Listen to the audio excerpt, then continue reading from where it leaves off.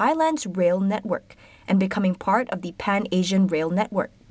This, he said, would allow it to link Malaysia and China, fulfilling the vision of the Belt and Road Initiative. We'll go for a quick break. Don't go anywhere.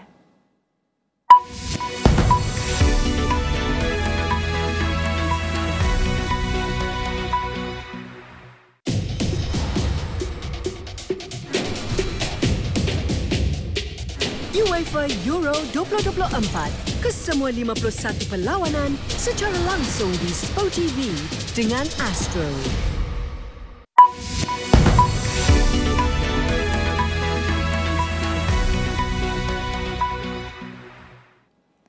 Welcome back.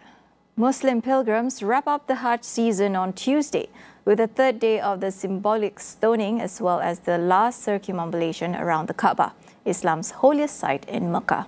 The three-day stoning ritual in Mina, a desert site outside Mecca, is among the final rites of the pilgrimage and symbolizes the casting away of evil and sin. It started a day after pilgrims congregated on Saturday at a sacred hill known as Mount Arafat. The final days of the annual Hajj coincide with Muslims around the world celebrating the Eid al-Adha holiday.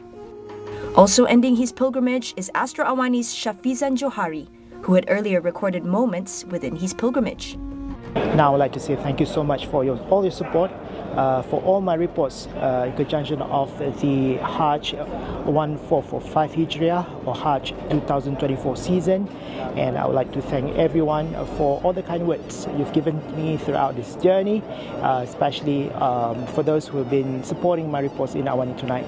I shall leave you with this very moving image. This is Kaaba and Masjid al-Haram. Good night.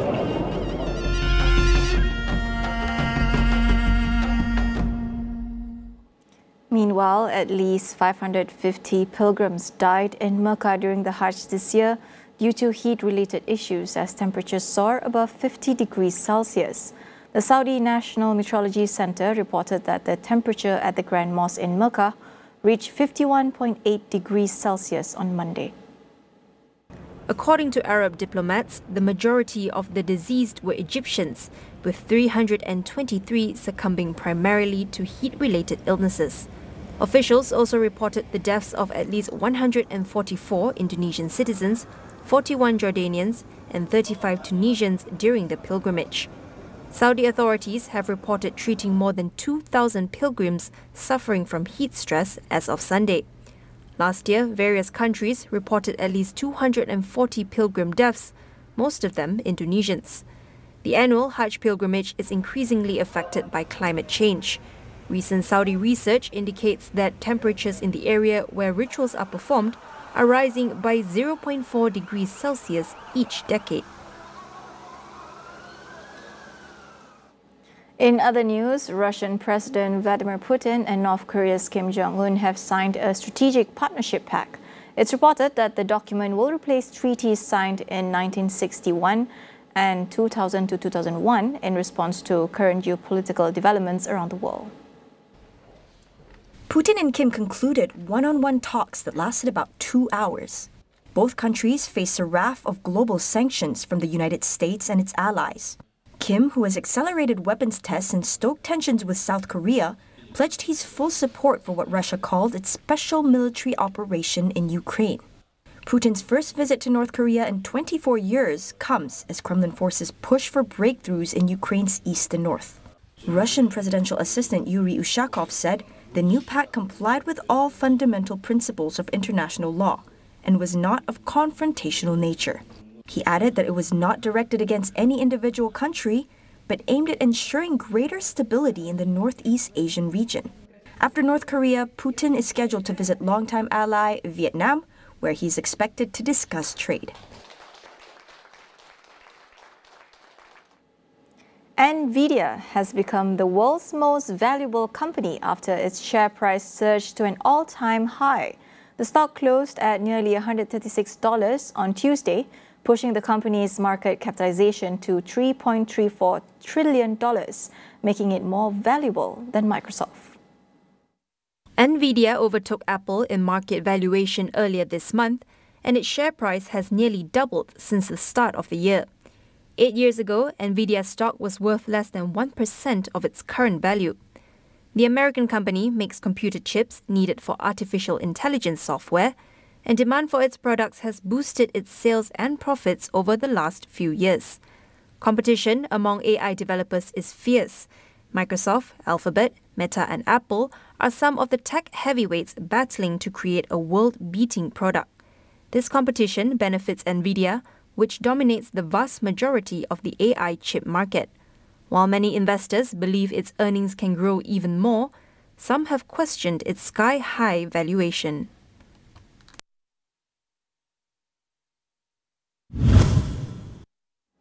As Malaysia is on track to become a cashless society, digital banks have propped up in recent years, offering a more seamless access to financial services.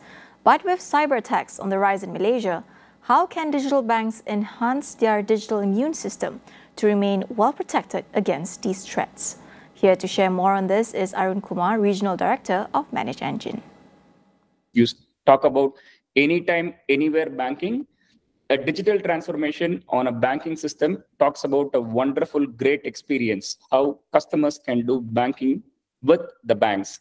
But on the other side, coming as a critical infrastructure, banks equally also has to ensure they follow these regulatory compliances frameworks from a cybersecurity standpoint.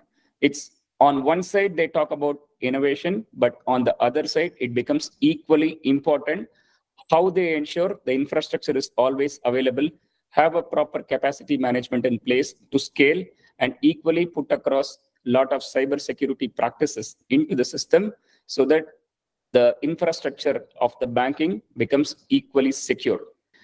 All of this applications infrastructure should be monitored, should be audited, and it has to go through a lot of workflow and automation so that the data flows seamlessly across different functions of the bank to give a great customer experience.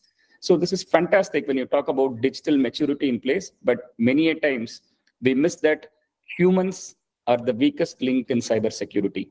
So knowingly or unknowingly, they kind of like tend to deviate the process. Talk about deviating a process. They start storing some of the critical information on their laptops, desktops. They pass information on the chat. And sometimes they also run IT parallelly by bringing their own device, bringing their own application. So these kind of challenges creates disturbances in the workflow. And not automatically what happens is you are not able to drive a very good analytics of how your automation works, how your workflow works, puts up a lot of challenge.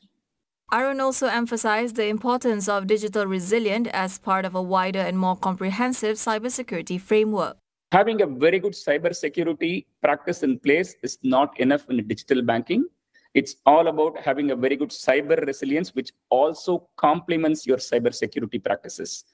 Resilience by means on cyber world today, you actually proactively do a risk assessment, identify what are your potential vulnerabilities. Then you come up with the incident response team. In case if an attack happens, how do you respond? How do you react? And do you have a proper data recovery and backup in place so that if something goes wrong, you bring back the system up and ensure business continuity happens. And then you also have to proactively train and educate your employees on what are the latest trends, technology issues, cyber issues which are happening in the world. And not only that, you also have to do periodic monitoring, assessment of your infrastructure, and ensure the cybersecurity practices also keeps updated to these trends and technologies. That wraps our AWANI tonight. I'm Farhana Sheikh. We'll see you again.